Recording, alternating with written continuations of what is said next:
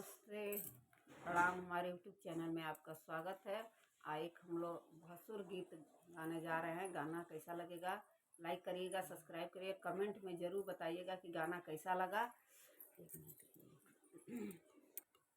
भसुर डालना चढ़ले बदला में कैली, भसुर डालना चढ़ले बदला में कैली, हमरे भोली भाली बानी के ठग लियली, हमरे भोली भाली बानी के ठग लियली। हरवा चढ़ावे के करार कैली, हरवा चढ़ावे के करार कैली, काहे खाली हाथे मांड में जाई गईली, काहे खाली हाथे मांड में आई गईली। भसुर डालना चढ़ावे बदला में कैली, भसुर डालना चढ़ावे बदला में कैली, हमरे भोली भाली बानी के ठग लियली,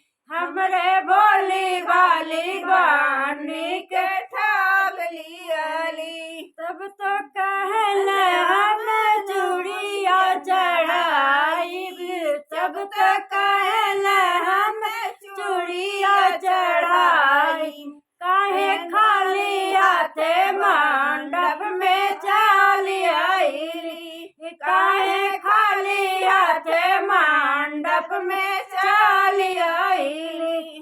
भसुर डालना चढ़ावे बदला में कैली, भसुर डालना चढ़ावे बदला में कैली, कमरे भोली भाली बानी के ठग लियली, हमरे भोली भाली बानी के ठग लियली।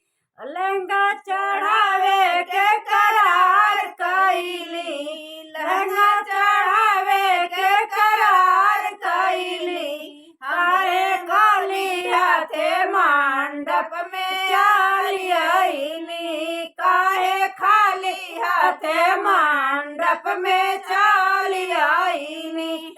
भसुर डालना चढ़ावे बदला में कैली, भसुर डालना चढ़ावे बदला में कैली, हमरे भोली भाली बानी के ठग लियली, हमरे भोली भाली बानी के ठग लियली।